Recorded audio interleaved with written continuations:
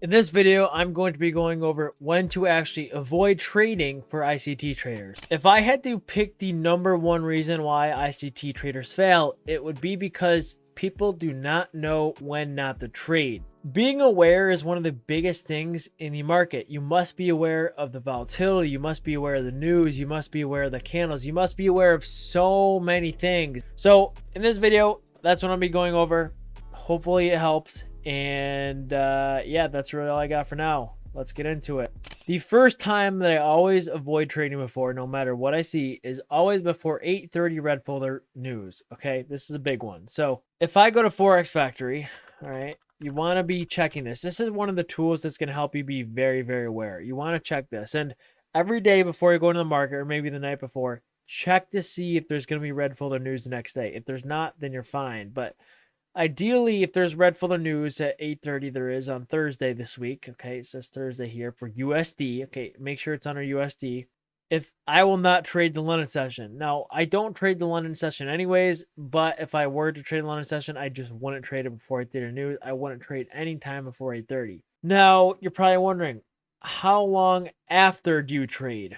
Okay, that is a question that still is pretty subjective, but what I do is after we get 8:30 news, I wait for a good price structure to form after the 8:30 news, and then I'll look for a trade. For example, here's NFP. NFP got a big wick down, and you can see we didn't really get healthy price structure until I would say about here, because at that point we kind of made a lower high, kind of put in some nice structure. Okay, now maybe I can look for a trade somewhere in here. But you can see I'm not going to enter right after 8:30, right after 8:31, because I don't really see much I can enter off of, and there's not really healthy price structure. So that's a case where I would never trade before the 8:30 news, and I'd wait probably until healthy price action formed. That could be an hour later, that could be 30 minutes later, that could be 10 minutes later. But wait until you see clean price action form after the 8:30 candle.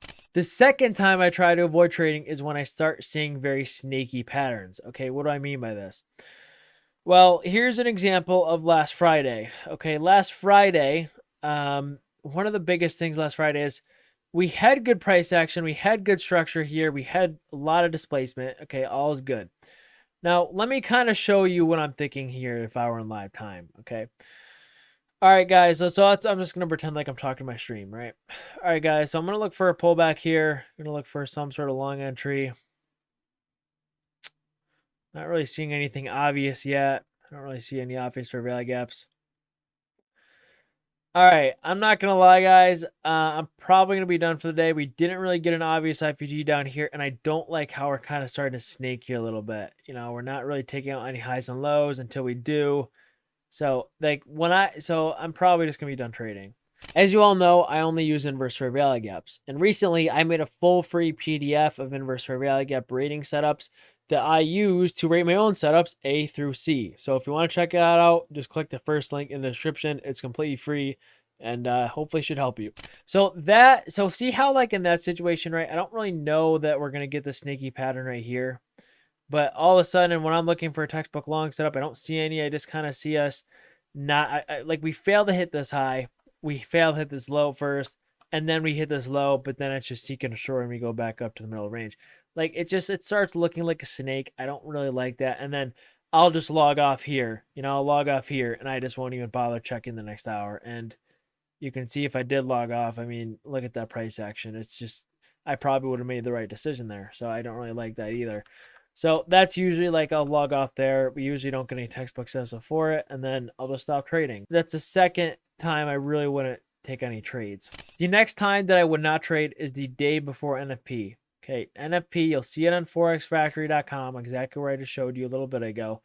And if it's on the Friday, it's usually on the first Friday of the month, do not trade that Thursday, okay?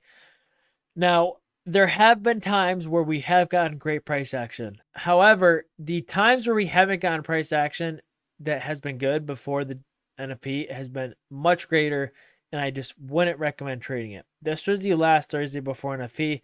It looks volatile, but on the lower time frame, a lot of inverses failed, including this one right here. And, you know, the models in general will just fail. Okay, it's not really something you want to trade. It's just like a slow grind down, and you can see we grinded down all day. get this really, really bad price action in between everything. It's not a day you want to be trading. Even here, you can kind of see this bearish for I got breaks, but it's totally disrespected. So day before NFP is a big one. I never trade the day before NFP and never will ever again. And it's a day where I like to take the day off. Okay. So would not trade this day. Now, there's many times I want to trade. There's a lot more than this. I go over a lot more in my course. I go over a lot more in my private Discord, etc. And to keep this video short, I'm not going to go over all of them. But the third and final time that I'm going to go over in this video to not trade is if we ever have a good AM session, do not trade after 12 o'clock, okay? Every time that we've seen really good volatile price action in the AM session, usually like 70% of the time, the PM just sucks, okay? And this is something I learned from experience. You know, this is really good price action. It's very volatile. We have market structure that's healthy. We got a nice Judas swing, a nice PO3 manipulation leg down here, okay? You kind of see.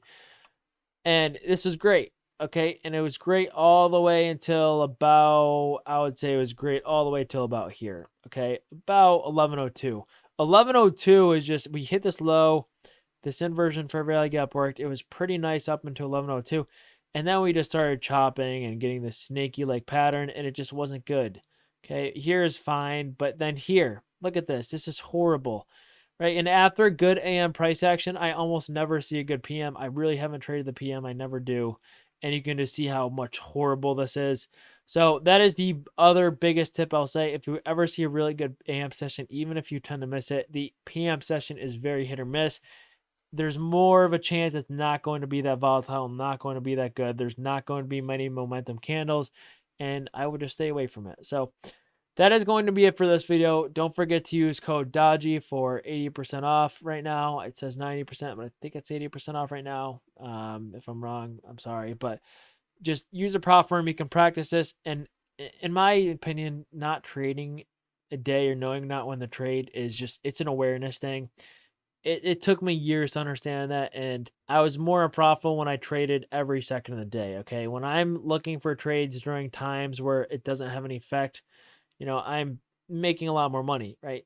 When I'm trading the days before in a fee, when I'm trading the PM session after a good AM session, I'm losing a lot more money. So it's just really screen time experience and kind of adapting to, okay, this happened, so I'm going to do this, etc. And that's like the biggest takeaway I'm going to give you from this video. So that's going to end it up here. Don't forget to use code DODGY. Peace.